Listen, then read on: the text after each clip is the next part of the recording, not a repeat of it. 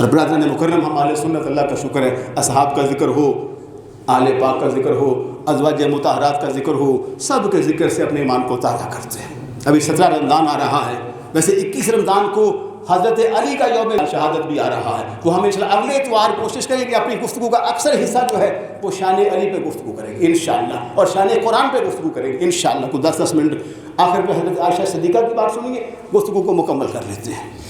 لکھنے والے حضرت مولانا روم رحمۃ اللہ علیہ، کتاب کا حوالہ مسلم شریف، دفتر پہلا، بڑی توجہ۔ آپ لکھتے ہیں نبی کریم علیہ السلام ایک مرتبہ قبرستان تشریف لے گئے۔ آقا کہاں گئے جی؟ بولیے، قبرستان چلے گئے۔ قبرستان جانے کے بعد پیچھے سے سیدہ عائشہ صدیقہ بنت صدیق، ہماری اماں جان، کہنا چاہیے رضی اللہ تعالی عنہا، لازمی، کیونکہ یہ بہت خوش نصیبی ہے۔ اور یاد رکھے یہ اہل ایمان مردوں کی مائیں، خواتین کی نمائندگی ہے، مفسرین نے یہ ہے ام المؤمنین، ام المؤمنات نہیں ہے۔ ہر مسلمان مرد کی نبی علیہ السلام کی ازواج مطہرات مائیں ہیں، جناب خدیجہ بھی ہماری ماں، جناب عائشہ بھی ہماری۔ تو ہم سیدہ عائشہ صدیقہ کی بات کر رہے ہیں۔ رومی صاحب لکھتے ہیں کہ آقا علیہ السلام قبرستان چلے گئے، پیچھے سے سیدہ عائشہ صدیقہ نے نبی کریم علیہ السلام کی چادر کو دوپٹہ بنا لیا، دوپٹہ بنا کر اپنے سر پہ اوڑھ لیا۔ اس دوران کیا دیکھتی ہے کہ اللہ نے ایک بارش برسائی۔ نبی کریم علیہ السلام جب تشریف لائے نا اپنے کاشانہ اقدس پر، تو آتے ہی سیدہ عائشہ صدیقہ نے آپ کے امامہ شریف پہ، آپ کی ریش مبارک پہ، آپ کی زلفوں پہ، آپ کے بازوؤں پہ، آپ کے لباس پہ ایسے ایسے ہاتھ پھیرا۔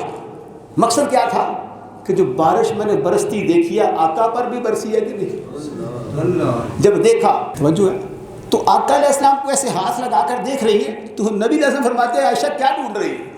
تو عرض کرنے لگی آقا جو بارش برسی ہے اس بارش کے قطرے آپ کے پیر ہم پہ دیکھ رہی ہوں، آپ کا امامہ، آپ کی داڑھی شریف، ریش مبارک، آپ کی زلف مبارک، آپ کا چہرہ بدخواہ، آپ کا لباس مبارک۔ یاد رہے اللہ نے لکھا حضور کے لباس کو میلا کرنے سے بندہ کافر ہو جاتا ہے۔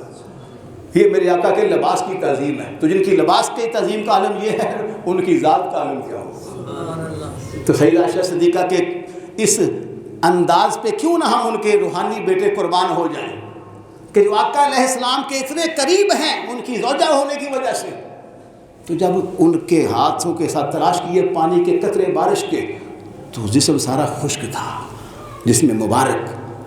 تو آقا فرماتے ہیں عائشہ کیا تلاش کرتی ہو؟ کہا آقا جو بارش برسی ہے نا اس کے قطرے ڈھونڈ رہی ہوں۔ فرمایا سر پر کیا لیا تھا؟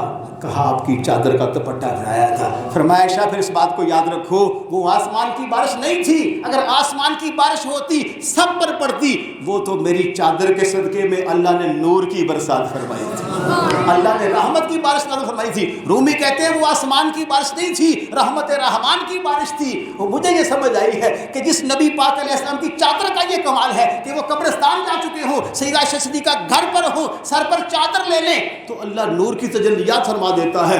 تو جس کے ہاتھ میں صدیق اکبر کا ہاتھ آ جائے، جس کے ہاتھ میں عمر کا ہاتھ آ جائے، جس کے ہاتھ میں جناب عثمان و علی کا ہاتھ آ جائے، جس کے نواسے جس کے سینے پر کھیلنے والے ہوں، اور جب وہ پیدا ہوں تو گٹی دینے والے امام الانبیاء ہوں، اور جب وہ روئیں تو ان کے دہن میں نبی پاک اپنی زبان مبارک ڈال کر ان کو چوسنے کا موقع فراہم فرمائے، ان کی عظمتوں کا کون اندازہ لگا سکتا ہے؟ اور ان کی ذات بابرکہ سے کتنی تجلیات اور کتنے انوار اللہ قدوس ہر وقت ظاہر کرتا ہوگا۔ ان کا تو عالم یہ تھا کہ جس صحابہ جب ان کی تلاش اور جستجو میں نکلتے تو پوچھنا نہیں پڑتا تھا کہ آقا کہاں گئے ہیں۔ آقا علیہ السلام گزرتے، در و دیوار معطر ہوتے، خوشبو آتی، جدھر جدھر مہک آتی، صحابہ ادھر ادھر جا کے حضور کی بارگاہ میں پہنچتے۔ آج بعض لوگ کہتے ہیں حضور نور نہیں ہے، اللہ انہیں ہدایت دے۔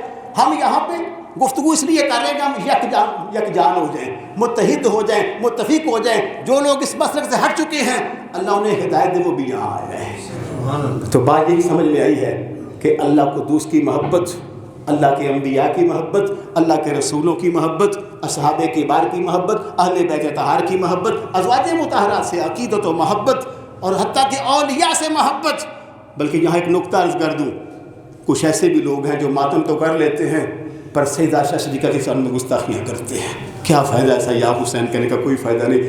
حدیث کا مفہوم یہ ہے کہ اگر تو اپنے ماں باپ کا نافرمان ہے تو اللہ تجھے بخشے گا نہیں، اور میں نے کہا تو اپنی ماں کا نافرمان ہو تو نہیں بخشا جائے گا، باپ کا نافرمان ہو تو نہیں بخشا جائے گا، تو جو سارے اہل ایمان کی ماں سیدہ عائشہ صدیقہ ہے اس کا گستاخ کیسے بخشا جائے گا؟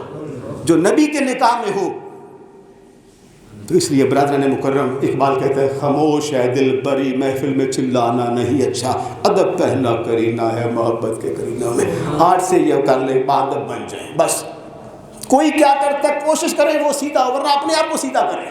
یار میں کہیں بے ادب ہوں، وہ بادب با مراد ہم سنا کرتے ہیں، کو سمجھا بادب با مراد بے ادب بے مراد۔ آج بچوں کو پتہ نہیں ماں باپ کیا، استاد کیا ہے، پیر کیا ہے، بڑا کیا، نو نو نو۔ اس لیے آج کی محفل کا درس ادب ہے۔ انشاءاللہ میں اور آپ کوشش کریں گے کہ جو ہماری آئندہ کی زندگی ہے ہمیں کو بے ادب نہ کہے، صحابہ کا، اہل بیت کا، ازواج کا، ماں باپ کا، میں کہتا ہوں کسی مسلمان کا ہم کیوں کسی کی شان میں گستاخی کریں؟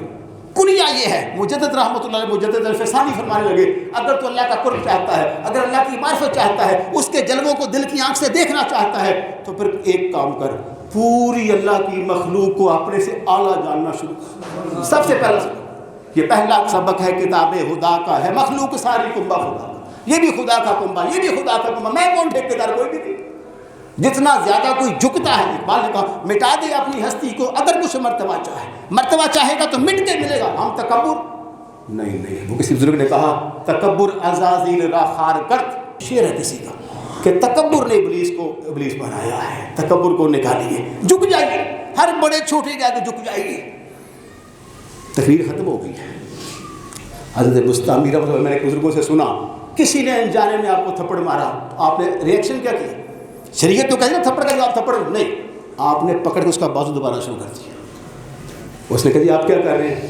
فرمایا مجھے مارنے میں جو تکلیف پہنچی اس تکلیف کو دور کر رہا ہوں۔ ہم بہت پیچھے ہیں، اللہ توفیق عطا فرمائے، میرا آپ کا یہی حال، ہم بہت پیچھے ہیں، لیکن ہم نے اپنی اس نعمت کو، اس خوبی کو، اس وصف کو جو ہم سے کھو لیا، چھین لیا گیا، ہم نے اللہ سے دعائیں مانگ اس کو اپنے اندر پیدا کرنا ہے تاکہ ہماری قبر منور ہو جائے، ہمارا حشر ڈگر سرخرو ہو جائے۔ آپ سب کو اللہ یقیناً اتنی جزا عطا فرمائے گا جس کا آپ اور میں اندازہ نہیں کر سکتے۔ اگلے اتوار پھر انشاءاللہ اسی وقت میں ہم گفتگو کریں گے، زندگی رہی، اللہ آپ کو اور مجھ کو توفیق دے۔ وآخر دعوانا الحمدللہ رب العالمین۔